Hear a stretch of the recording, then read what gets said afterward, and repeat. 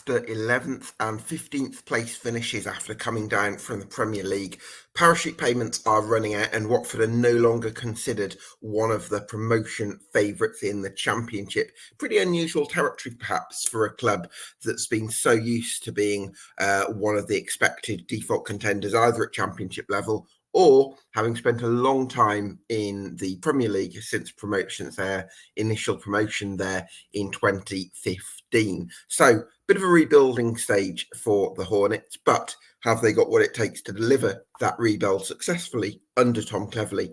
A lot to get into, and that's what we'll do on this Summer Deep Dive.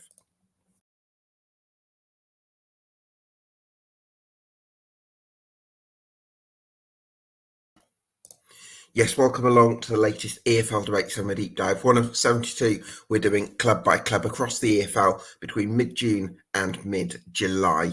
The full set for League 2 uploaded to YouTube and to Spotify, a few for League 1 as well. So get yourself subscribed once you're done with this episode. For now, delighted to be joined by Sam Ucko from the WD18 fans channel on the Hornets.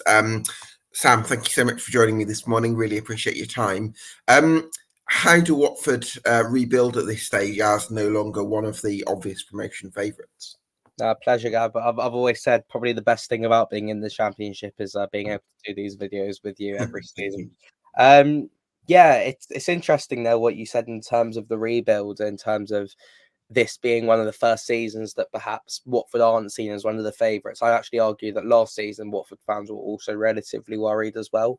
And to be honest, I am a little bit worried going into next season. It is a big job that Tom Cleverley has on his hands, particularly with the backdrop of the ownership as well.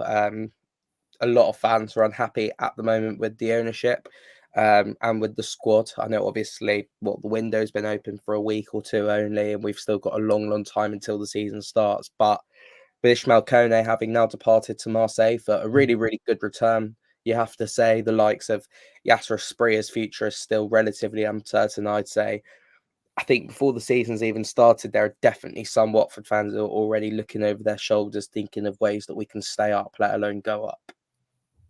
Wow! So that's where the expectation is this, or the feeling is this season, really. Yeah, I wouldn't say it's the expectation is to stay up, because I think a club of our size, I know we're not a huge club, but we should never be. The expectation should never, at a minimum, be stay in the division. But you look at some clubs over the last 2-3 years, the most notable ones were Blackburn, who have always sort of, I mean, in previous years, been floating with those even playoff spots or the top end of the table at least, and they nearly got relegated last season.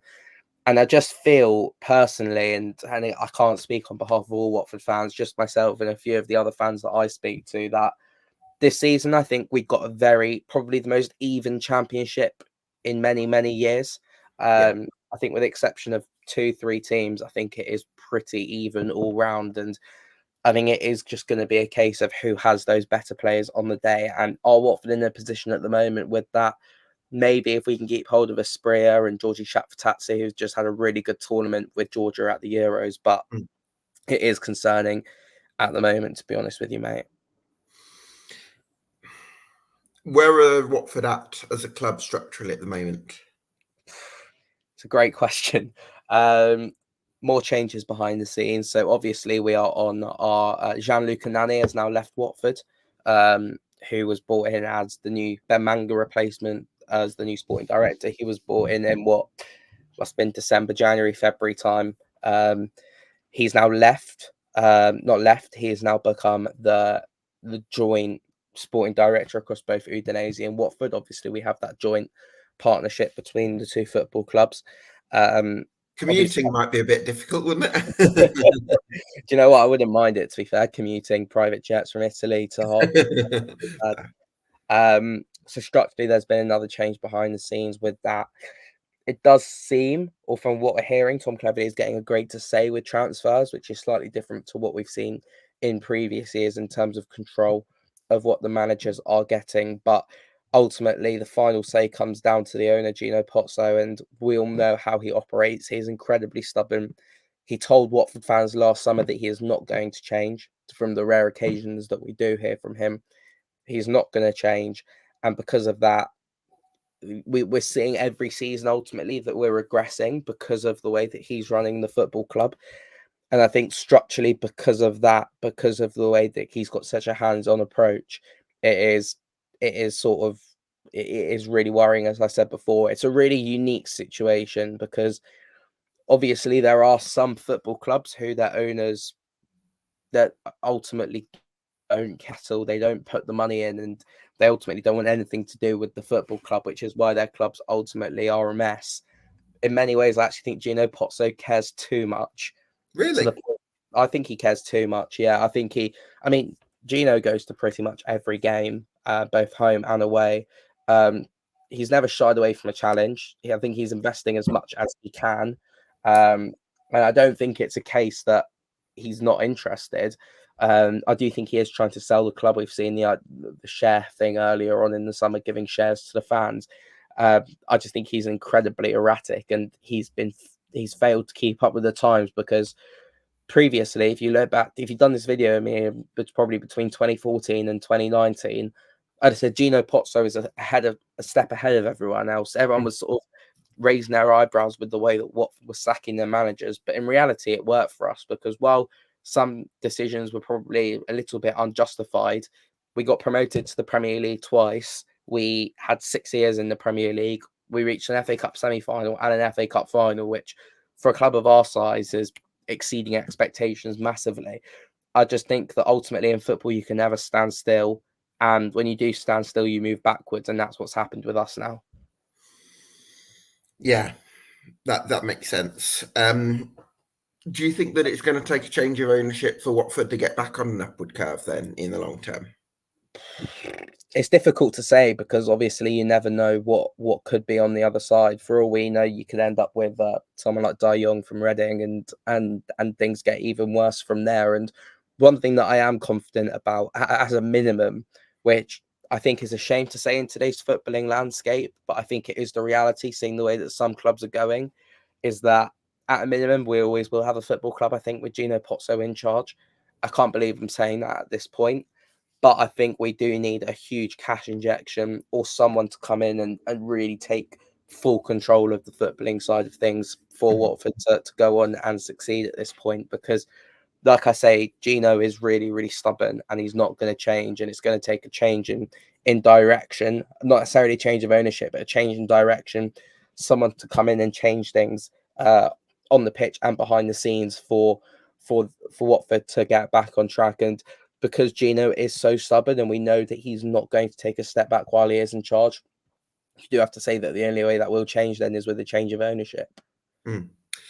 So Tom Cleverley then, Sam, the biggest thing he's achieved for me is making me feel old because I still think of him carrying through at Manchester United.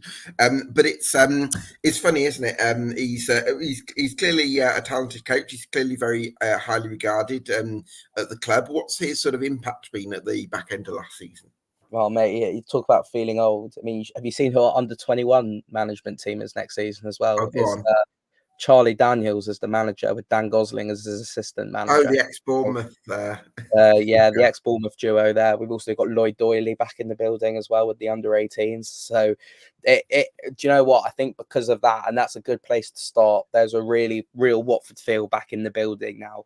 And I think those small steps are going a long way to appeasing the fan base, I think, over Okay. this pre-season. Yeah, a lot of Watford-related people back in the building. Small thing as well, the red shorts are back next season, which is a colour often associated with Watford and success. We often seem to have successful seasons when wearing red shorts. But it's those small feelings, particularly with Tom Cleverley at the helm, that I think is really bringing some positive factor back to Watford. Because I think before, while I spoke about things, the doom and gloom in terms of the larger landscape of the football club with Gino Pozzo in charge, Watford fans are right behind Tom Cleverley. Mm. Can't say that enough because of how much of a cult hero he was while he was at Watford. Mm. Um, as a player for so many years, over 2 spells. We saw him come through when he was on loan from Manchester United at the age of 18, 19 years old, to the point of his retirement where he retired as club captain. Because of that, fans are right behind him. But his impact last season, when Valerian Ismail left, which was, I think, a justified sacking in hindsight. I did quite like Val, but it was probably a justified sacking. The trajectory was clear. Watford, there was a chance, I think, if he did stay, we would have been relegated.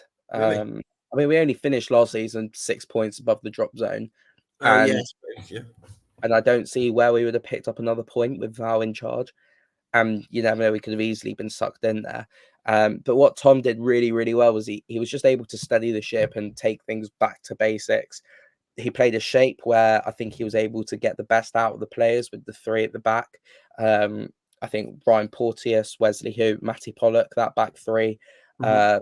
we saw the best out of all of them towards the back end of the season, because that back three suited them all really well. All their strengths were clear, but I think also all their weaknesses were covered as well. I think we started to see the best of the likes of Tom Daly Bashiro, who we've managed to get to sign a new contract as well. And I think he was also able to free up Yasser Asprilla, Georgie Shafatatsa, and at the time, obviously, Ishmael Kone as well. So that was really, really impressive towards the end of last season, and that was able to get the fans back on side. I think we only lost something like 2 of our last 10 games, or it was Mm. something like that at the back end of last season. Good point at home to Leeds. We got a point away at Ipswich where we actually nearly won the game. Kiembe had a clearance from the halfway line in the last minute that nearly went all the way in. So yeah, there was a real feel good factor towards the back end of last season, but I think the big issue was scoring goals, and ultimately we haven't signed. I don't know if we've signed anyone yet who could rectify that issue. That's the big challenge. So you mentioned the back three. Then are we looking at 3-5-2 or 3-4-3 in terms of the predominant formation for this season? Yeah, we saw a bit of both towards the end of last season. I still also wouldn't rule out the four at the back still. Okay. There was an element of Tom Cleverley playing the five at the back just to shore things up. But there are some whispers that there might be a move to a 4-3-3. Okay. If not, I do think we might see a 5-2-3 formation. Um, which should hopefully really free up, or a 3-4-3 formation. Sorry, with Mm. the likes of that will give Asprilla and Chatfatazzi the freedom behind the two strikers, a bit like we saw with England last night, with Mm. Phil Foden and Jude Bellingham being able to play further up the pitch. Mm. Not sure if they did that too well, to be honest with you, over 90 minutes, but that would be the idea. But yeah, with that back three, I quite like the three at the back, because I think what you get with three at the back is you can, like I say, I think you can get the strengths out of your players, but also I think if you have the right balance in there, you can also cover over those weaknesses. So, for example, I think Matty Pollock is a really, really good pure defender in terms of someone who can win headers, win Mm. tackles.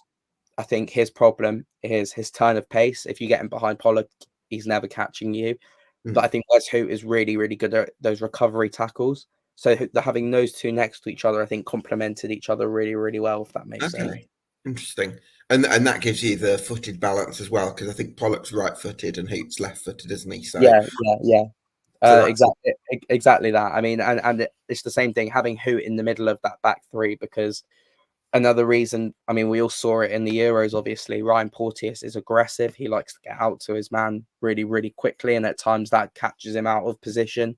And when he does make those runs forward, Porteous, who is able to cover because he's really good at those recovery tackles. So mm. I quite like the back three for that reason. I think it supports our defenders really well. Okay. Um, that makes sense. So possibly, so could be looking at a back three then, and that defensive trio looks like it could be handy. You've added to your goalkeeping department with Jonathan Bond coming in to compete with Daniel Bachmann. But I'm not sure I see a goalkeeper that I'd be like that I'd be super bullish about, if you know what I mean, at this stage. I don't know where you are with Bachmann. Yeah, I'm mixed feelings on Dan. I really I like him as a personality. I think he's someone who really, I mean, again, it should be a minimum here, but he's someone who really cares. He's someone who wears his heart on his sleeve, to the point, obviously, we've seen him get sent off a few times for Watford as well, because he gets so emotional and over emotional on the pitch, which you don't really want from your club captain, to be honest with you.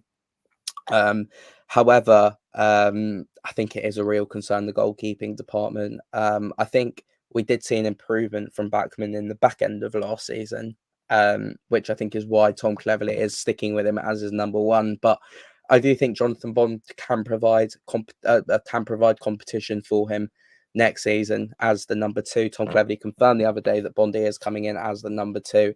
But we saw with Ben Hamer last season that Ben Hamer got a huge run in the team in the middle of the season. In Valerian Ismail's almost second half of Ismail's reign, it was pretty much all Ben Hamer in goal. So without doubt, there will be opportunities for Bondi, and if he can take those, then certainly I think he will have a stake to claim a starting point, a start spot. Sorry. That makes sense. So I guess the right back spot is going to depend on, again, I mean, you've got Jeremy Ngakia, you've got Jai Ferreira, and Ryan Andrews. And again, none of these players, you've got three right back options there if you play in a back four. But none of them, again, I would feel like super bullish about at this stage. But I guess Ryan Andrews is one of the younger ones, isn't he? So he might have some growth potential there. Yeah, Ryan's great. Pretty much played the majority of last season. I can't remember the exact number of games, but he played a huge amount of games. Expecting João Ferreira to leave. I think last season out at Udinese, I can't imagine he'll come back to Watford. And Jeremy Ngakia has signed a new contract, which was relatively surprising. I do like Ngakia. He's just so injury prone. I actually feel really sorry for him. It just seems whenever he plays any minutes for Watford, he does his hamstring or something like that. But I think Ryan Andrews is one of the brightest talents in the league. He made it into the not the top 20s, 20 under 21 or something, 21 in the England development squad. And I think that he's nowhere near the complete player, but I've seen enough there so far that I think his overall attributes, pretty much all of them, are probably at a 6 out of 10 at the moment, meaning he's very, very well rounded. And because he's only 19, 20 years old, he's got so long in his career to get those up to an 8, 9, 10 out of 10. I think particularly he's rapid. He is so quick. And I think that at times that can almost make him rush his decision making as well, be that defensively or going forward. So with experience, and he'll be able to refine that, I think he'll be completely fine. And he's a huge player for Watford.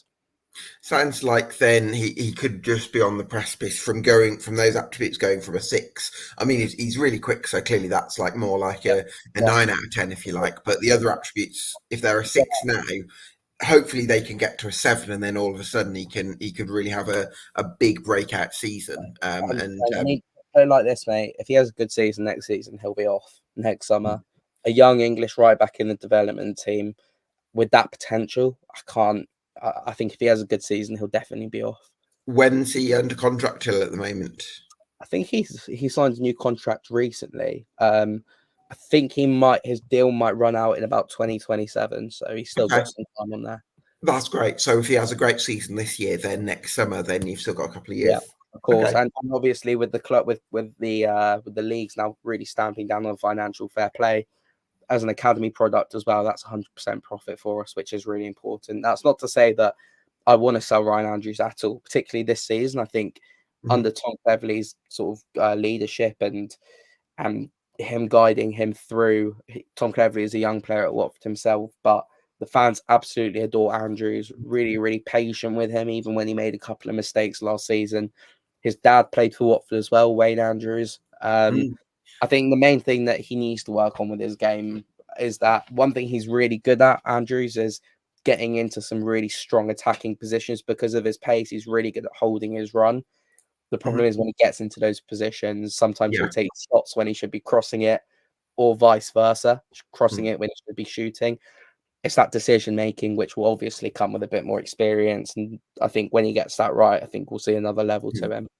Yeah, I don't think he would be worth 8 figures now, because I don't think he's been productive enough in terms of the top end of the pitch. And I think you probably need that. But I think if you can add that side to his game and add that bit of composure to his decision making, like you say, and maybe get some of those numbers up, then all of a sudden you're looking at a massive asset. So hopefully he can continue to develop. We've spoken about the centre back pairing, or the centre back trio, if you like. But I wanted to come to you about Francisco Sierralta, because is he a little bit out in the cold at the moment? Does he have to find pastures new, do you think? No, it's a difficult one. I like him. Obviously he's been here for a while now, Sierralta. But I think he's also for last season under Valerian Ismail, he was a really good utility player, because we saw him playing the 6 a couple of times in midfield, which was a little bit rogue. And I can't see Tom Cleverley doing that, particularly if we do go on to play that back 5. But I think ultimately in the Championship, you need depth and you need quality within that depth where you can get it. And I think Sierralta does offer that, because he's not good enough to start. But if you need someone to come in for a few games for a little run in the team, or someone who can come on and see out games, I think Sierralta is that, because he's got that experience in English football as well. Towards the back end of last season, surprisingly, we saw he's actually got a really quick turn of pace when he came into that back 3 system. And like I mentioned, with Matty Pollock and Ryan Porteous having their limitations at times, I think we actually saw Sierralta is able to do that job when Wesley Hoot's not in the team, in terms of sweeping things up. So I'd definitely keep hold of Sierralta, but like you say, that wouldn't shock me if he moved on this summer. Do you not think, though, Sam, that he'll, because of what he's, because actually, if you look at his impact at Watford, I can't remember if he came in January in the Xisco Munoz season, or whether he came. Yeah, he was there all season. Yeah, he was there all season, but he came into the team sort of mid-season, didn't he, in 2021, and he was so good in that promotion season. And maybe I'm sort of looking too far back, and he's not done enough in subsequent years. But I could imagine in Sierralta's position, would there be part of him thinking, I'm better than being a backup? I feel like I deserve to be in the conversation, to be starting more regularly. I think there will be opportunities there for him, though. I think one thing that's relatively, I think we do need another centre back. We have it's not been announced yet, but Antonio Tickvick has come in now for Udinese. Unsurprisingly, an Udinese signing this summer. But I think while we do need, I think, one more quality centre back who could potentially drive us up the table, there are opportunities there for all our centre backs. It's going to be a really competitive cohort that we've got there, and without doubt, there's going to be opportunities for all of them to play. Sierralta played with Tom Cleverley. Let's not forget that as well. So he knows Sierralta the way he plays more than anyone. And I think something that gets swept under the carpet and almost forgotten with Watford is that partnership in 2021 of Willian Troost-Ekong and Sierralta at the back is actually statistically the best defence in Championship history, or joint best defence in Championship history. We conceded 30 goals that season, or 31 goals, I think it was, which is actually a ridiculous number if you think about it. Yeah. Obviously, a lot of that was because our games were absolutely terrible to watch under Vladimir Ivic, if you remember. Felt like we drew 0-0 every week. We just parked the bus, but he was brilliant that season, and I don't think he will be thinking that he could have those opportunities somewhere else to be playing every week, because I think there will be opportunities for him here. We know how many games there are in the Championship, and we know as well that injuries do happen in this league, so I do think there will be opportunities for him this season. Well, let's hope that's the case. So, left back or left wing back, because it might be. You've got James Morris, who's another one like Ryan Andrews, who's come through the academy. I think I'm right in saying Morris actually came into the team before Ryan Andrews. I'm not 100%. Is that right, or was it about the same time? I've lost track. I think he did. Yeah. So he didn't actually come through Watford's academy. We signed him from Southampton's academy, I think, when he just graduated from their academy. So we pretty much brought him through, and we can claim him as one of our own, I think. No, I'll be honest, left back is the biggest concern for us. We desperately need a left back, because at the moment the options are, I think it's James Morris or Ken Sema to play there. Unless you could, Ngaki can play left back, I think, but not ideal. Not ideal. Yeah, he played there a couple of times under Vladimir Ivic, which wasn't ideal at all. But we really, really need a left back. Morris is limited. I really, really like him. Again, I like his personality. I think at times he's a scapegoat by Watford fans. But I just think at times physically he lacks it in the Championship a little bit, and I also think he's relatively slow as well. He's not that quick. He's almost the opposite in terms of pace with Ryan Andrews. What's he like technically, do you think, Sam? Not the best, to be honest with you. Right. His crossing's not bad, but I just think in terms of he's a bit hesitant at times when he gets the ball and Watford want to get up the pitch. I think he might hesitate, turn inside and move backwards, which we obviously don't really need. But I think along with a striker, left back is the priority this summer because Mhm. we saw it. We struggled last season in that position as well. Jamal Lewis was really, really poor for us, unfortunately. We all had high hopes of him. He was poor. James Morris came in and might have been slightly better than Jamal Lewis, but not by much. So, Mhm. yeah, that's an area we have to address. Do you reckon you're going to need two left backs and loan out James Morris? I don't mind. I think Morris could be a good backup, to be Okay. honest with you. I wouldn't mind him on the bench. But yeah, there are some whispers that we might be looking at Jordan Zamora, obviously the ex-Bournemouth man who's, Oh, yeah. I mean, currently at Udinese, so it's one that it's one that makes sense, to be honest with you. Nothing concrete in that, but it's one that's been rumoured for ever since he went to Udinese, to be honest with you. Mm. It's almost felt like a matter of time before he moves to Watford. So that could be one to watch this summer. I bet the local newspapers are just basically looking at who Udinese is signing, and Yeah, then pretty much. I mean, I think all you have to do is look at Udinese squad, work out who from the players who aren't ex-Watford players, and then go from there, really. right, okay, interesting. And how do you feel about that relationship with Udinese? Like, because I would, it's I don't know. I think for a lot of people in football, it would create some sort of conflict of interest, I suppose. Well, it was completely legal. Yeah. Watford haven't done anything dodgy in terms of it. We sort of give and take. It used to benefit us a lot more than it used to benefit them. The last few years, it's benefited them a lot more than it's benefited us. Mm. But now we're both ultimately really, really two poor sides. They nearly got relegated. They stayed up on the last day of the Serie A season last year. Look, it benefits Watford at times. We needed to balance the books under Rob Edwards a couple of years ago. So what we did was we sold Hassan Kamara to them for 10, 15 million pounds. And on the same day we got him back on loan, if you remember that.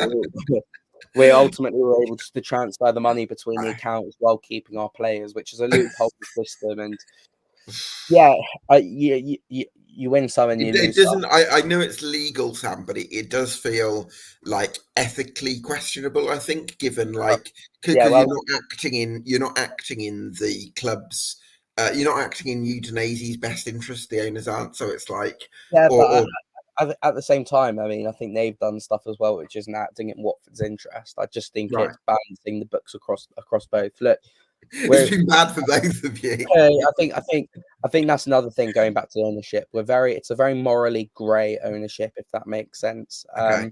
I won't name drop him because there's a lot of court cases going on, but we have very close ties to a certain agent who represents, it seems, half of the Watford team and Right. seems to be involved in a lot of our transfers. He's next to the owner a lot in Mm. at a lot of games, and he's currently in court on loads of counts of things like fraud and Sam, yeah. that does worry me because I've seen other clubs decline, like Reading, for instance, where part of their problems have come from being too agent led. I think they had an agent called Kia Jurubchan, who the sort of involved with Arsenal and Everton, I think previously, and it was basically that agent. It's like you sort of you can't have be too agent led in recruitment because the agent's got an independent interest in their clients getting moves. So it's like, whereas if you've got someone who's on the recruitment team, their interest is getting the best player for Watford Football Club. Whereas if Well, it's an agent, that's not necessarily 100%. I mean, this agent's brother is the owner or the sporting director at a club in Belgium that we've loaned some players out there in the last few years and taken some of their players, a bit like we do with Udinese. So it's 100% concerning, mate. But that's again a lot of Watford fans have that problem with the ownership. It's very morally grey in terms of the mm, way that things work with Udinese and the way things work with certain football agents. mm. Yeah, I agree. I agree with that. So central midfield then. Really excited to ask you about chat for Tadze because I know lots of Watford fans are really excited to see what he can do this season, which is quite an unusual situation because I don't think he started double figures of league games last season, but he's had a great Euros with Georgia, as you mentioned earlier. So what's the reason that Watford fans are so excited about him? Wow, what a man! What a man, Georgie Shapfatazzi. I'll tell you, I'll go as far as this. Since Gerard Deulofeu left Watford, with it, we've been really obviously limited in terms of players who have been able to get us off the edge of our seats. Obviously, Joao Pedro did that in the Championship, but Georgie Shapfatazzi, the way he picks the ball up deep on the half turn, he's able to get forward. I think he is top. I think he's a really, really good player. And like you said, Gab, he didn't play that much in the first half of last season. And he was only on loan at that point. And some fans are even, to free up a loan spot, were talking about terminating his loan deal at one point. And then out of nothing, we see that we've signed him permanently, which I think was one of our only signings in January. We signed him for £2 million from somewhere in the Belgium league, I think it was. And a lot of Watford fans were thinking that's a waste of money. But then the second half of the season, particularly under Tom Cleverley, we saw a completely new side to Shapfatazzi, and he was absolutely brilliant for us to the point now where I think he's already justified his transfer fee. And now, obviously, he's had a fantastic Euros. He wasn't able to get any goals or assists, I don't think. I'm not sure on the assists front, but easily one of Georgia's best players. They absolutely love him out there. So much energy, so positive on the ball, so good on the half turn that I think he could be, without doubt, he's one to watch in the Championship next season. Right. Well, very excited about that then. Are you seeing him as a number 8 then, Sam? I'd quite like to see him further forward. Like I Okay. said, with almost the 3-4-3 formation, if we do end up playing that, I'd quite like to see Yasser Asprilla and Shapfatazzi behind the striker quite narrow, There's like two number 10s. like two number 10s. But if Okay. it's not like that, I wouldn't mind Shapfatazzi in the three in the middle of the park if it's a 4-3-3. Um, I think one thing that our midfield is relatively, it's got better at, I wouldn't say it's amazing, but it's got better at, is receiving the ball off the centre halves and bringing the ball forward up the pitch. Under Valerian Ismail, I think it was two almost sideways backwards. But I Mm, think in the back end of the season under Tom Cleverley, we improved at that, particularly Tom Deli Bashiru. But mm, Shapfatazzi was really good at that. I think he helped Watford as well in um, games where we were soaking up pressure and needed to counter attack. He was perfect for that. mm. So, interesting. So, in terms of Bashiri then and the impact, would you describe him as another player that really came into the side and made an impact? Yeah, again, I think he's a player who fans were almost a split opinion. It was a case of, and still is, can he stay fit and can he get a run in the team? And in the second half of last season, he was able to get that run in the team. He's a really versatile player. He played at right back under Valerian Ismail quite a bit last season, but he's found his best position, I think, in the six. Being able to pick up that ball, drive it forward. I think his end products has improved as well with the way that he's able to release the ball quickly and get Watford Mm, up the pitch. So, yeah, he's someone who's definitely won over Watford fans. There was concerns and some whispers that with a year left on his deal, he wanted to leave, but luckily he signed a new contract now. So, yeah, mm. looking forward to seeing what he can do next season. Yeah, absolutely. I mean, So let's not forget with Tom Delly, he was a player who played under Pep Guardiola at Manchester City for a few games. So, yes, yeah, he came off the bench a few times yeah, in the Centurion season, didn't he? yeah, there's a great season. There's a great picture, sorry, of I think Tom Daly coming on the pitch for Phil Foden away at Leicester in that Mm. Centurion season. So yeah, he was able to learn from Pep Guardiola, which was great. Yeah, absolutely. So I mean, Imran Loser is an interesting one because we've spoken about Chat and we've spoken about Tom Deli Bashiru, who have kind of they've massively overtaken Imran Loser in the sort of pecking order of top Watford midfielders. But it's interesting because Luazo was talked about so highly last summer, and he didn't quite live up to the hype, if you like. Yeah, really, really poor from him last season. Then he went out to France, where I think the team he went on loan to got relegated or really close to being relegated as well. So yeah, I'm not the biggest Imran loser fan, to be honest with you. He got quite a bad injury where I think he might have broken his ankle away at Millwall a couple of years ago. Um, and then since then, he's just not looked nowhere near the same player. I think he's almost lost a bit of confidence in his body as well. So yeah, I think he's a player who we should probably look to sell this summer while we still can get probably some money for him, but it will be minimal. We're thinking a do you think you'll get a seven figures? I think we'll probably be looking at £3 to £4 million for him. Okay, right. That makes sense. Where are we with Edo Kiembe? Do you think he's at the level that you need? Yeah, I really, really like him. I think he struggles when he's in a two in midfield, but when he's in a three, I think he's really, really suited to the way that we play. Again, I actually think he's Watford's best ball. The way he strikes the ball, I think he's Watford's best ball striker in the team. Okay. Which has been proven to be quite useful for us. He scored quite a few goals last season as well, making those late runs into the box or even from outside the box as well. I think he's a player who can keep it simple, which in the Championship sometimes you need it because we've seen some really frantic games, obviously end to end, but sometimes you need that player who can take the sting out of the game and just keep it simple. And I think Edo Kiembe can do that really, really well. So, in terms of midfield, would you say midfield is looking like one of your strongest areas in terms of starting 11 quality? Then, Sam, I think going forward, yes. We're expecting it to be announced on Tuesday. His medical's tomorrow, but Musa Sissoko is coming back to Watford as well. So right? Okay. be interesting to see how he gets on in the Championship. He's coming in as that Jay Livermore replacement rather than the Ishmael Kone replacement.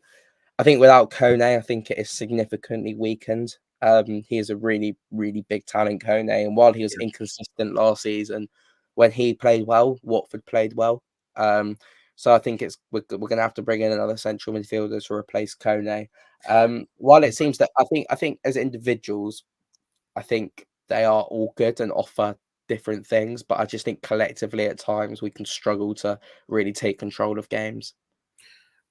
Jake Livermore, Musa Sissoko, not necessarily players that you'd consider very similar. So No, I don't quite. I'm unless I need to update I think my Musa and he's uh, changed. you are right. I think it's more in terms of the intangibles and bringing someone in who's slightly older, who's got that experience and someone who can be a real leader in the dressing room. I think that's where they're sort of viewing that changeover. Sissoko was the captain when we got relegated 2-3 years ago, and sort of split opinion amongst Watford fans. I didn't think he was great, to be honest with you, but I do think that after a couple of seasons in League One where he did play quite a lot, I think he could be suited to the Championship at this moment in time, and our midfield as well.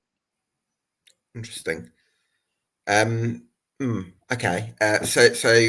Well, we'll see. We'll see. I do wonder whether you've got someone there who can really break up play. If we're saying, you want to free up someone like Jack Vitadze to play further forward, and you've got Deli Bashiro who you want to have some freedom as well. I don't know if Sissoko is going to be the right person to sort of anchor that midfield.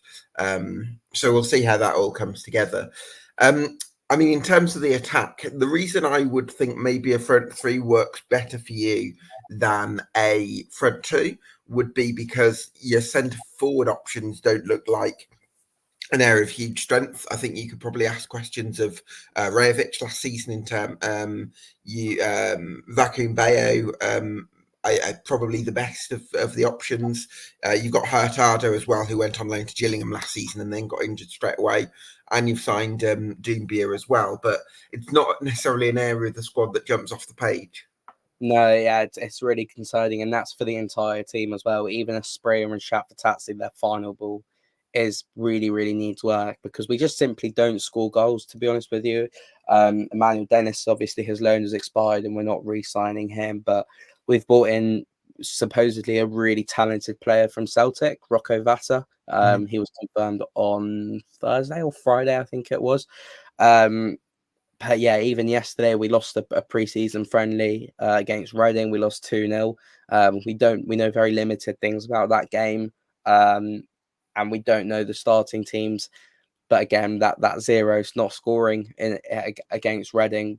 That's a concern. Not because Reading are a poor side by any stretch, but again, it just seems again that we probably lack to create anything and fail to score. So yeah, that is a concern, and we do really need a striker. Rivich is an interesting one because obviously he scored 12, 13 goals last season. And ultimately he's a poor player. I don't think he's great, Rivich. Bio is someone who tries, but again, really lacks that final ball despite getting into good positions. Hurtado supposedly was quite good while he was out on loan at Gillingham, but Well, this is the thing he had. I'm pretty sure it was just his debut where he came off the bench and looked absolutely electric, and then got injured, possibly in the yeah, same game or very soon yeah, after. I So, think it was. I think he might have played two or three too. games, and then Yeah. I think must have it was quite a bad injury to the point Mhm. where the loan was terminated, so he could come back and have treatment at Watford. And this player Doumbia as well, who we're hoping is almost another one on the Pozzo conveyor belt of players that come in, we develop and then sell on for a bigger fee. So Mm. yeah, we haven't really replaced Joao Pedro. Last season, yeah, we were at times really frustrating to watch just because we don't score enough goals and we have to bring in a striker this summer. Mm. But do you think you'll be able to offload a couple of strikers then? Yeah, I think one of them has to go to free up space. Mhm. I think that would probably be more likely. I think most likely Bio would leave, Okay. um, because obviously he's got links to that agent that I mentioned before as well. Mhm. Um, so I think we would be able to offload him to another club.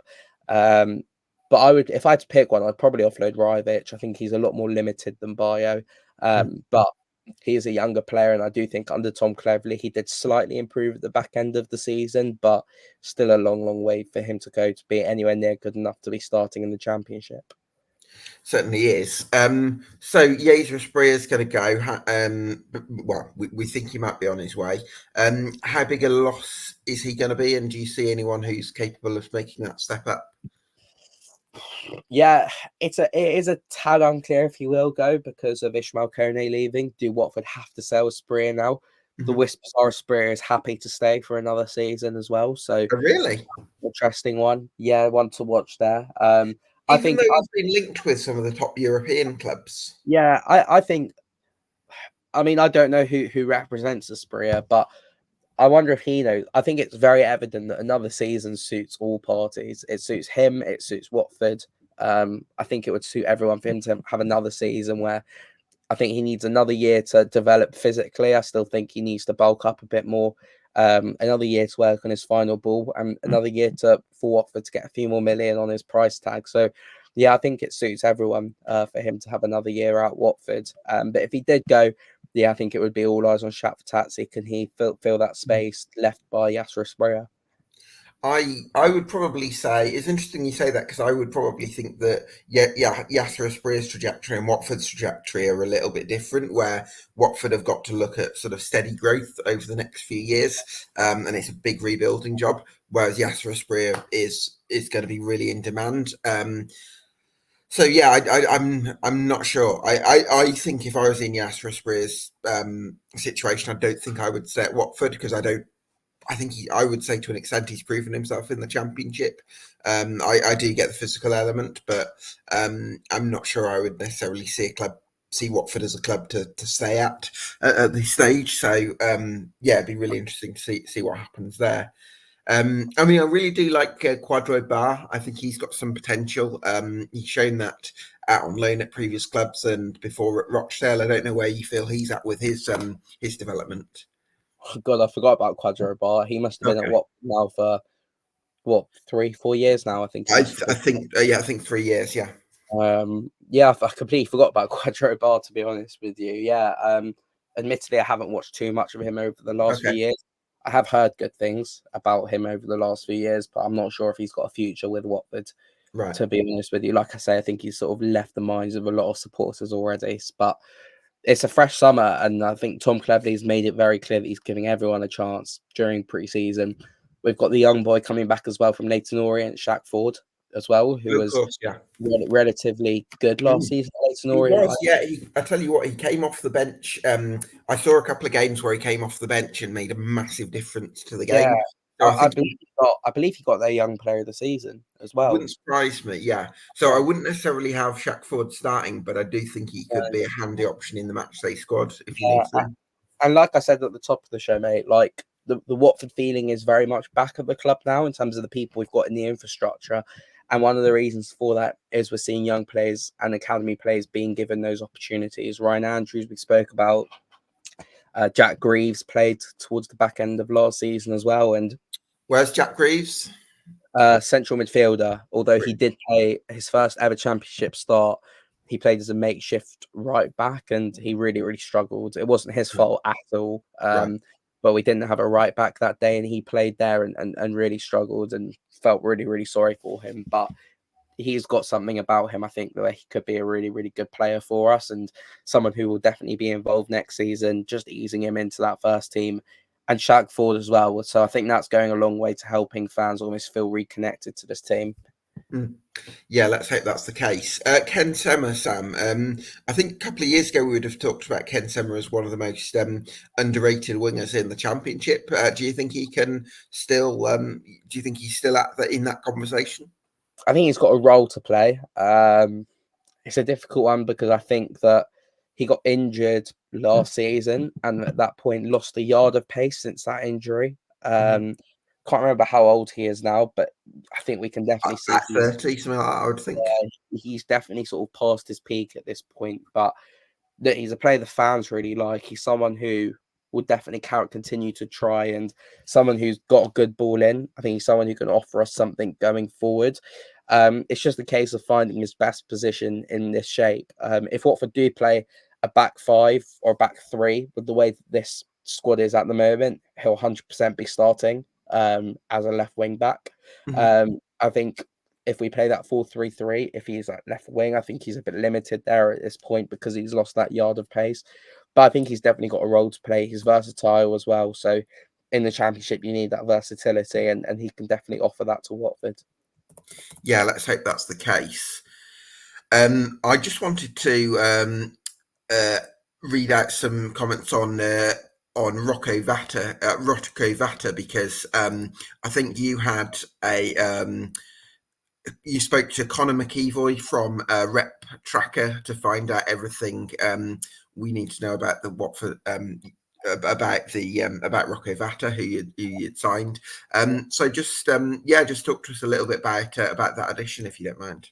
Yeah, so Charlie was able to speak to an expert on Irish football who gave us a breakdown on Rocco Vata, someone who is very, very raw, it seems. Someone who Celtic fans were very, very disappointed to be losing, which is always a good sign Yeah. for a club of that size.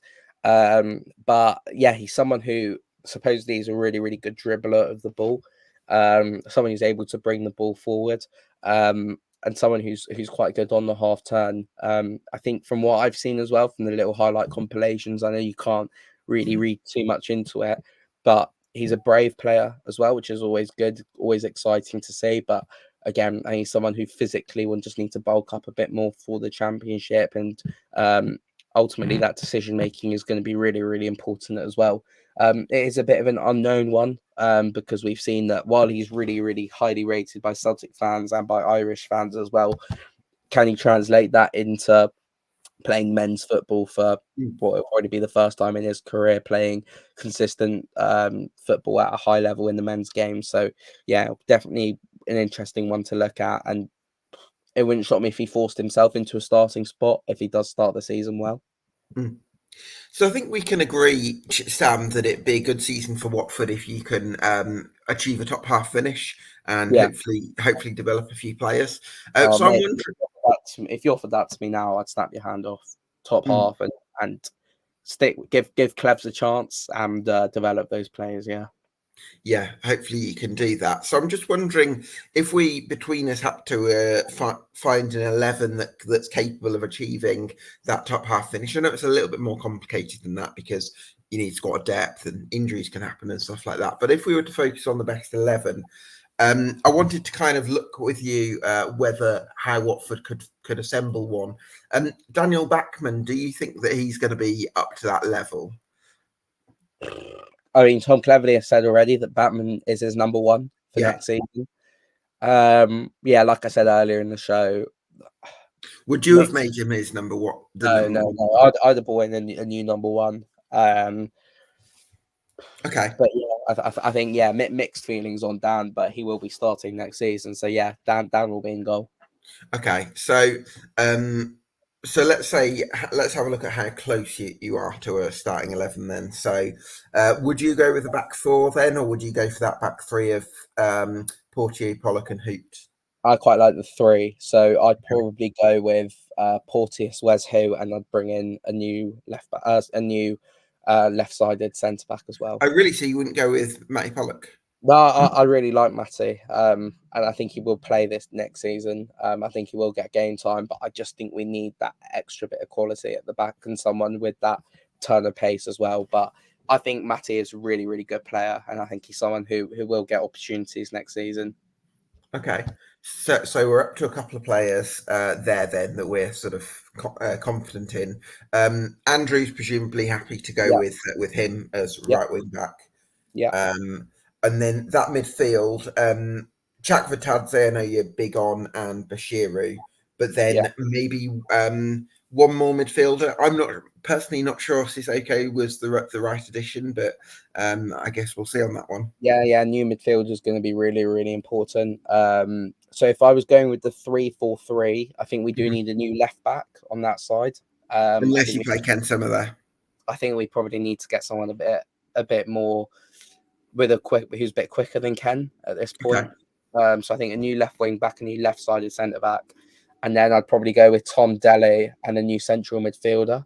In there next to Tom Delly Oh, I Bashiru. see. Yeah. Okay. Yeah, that makes Right with Ryan Andrews on the right. Then sense. I have almost as two tens.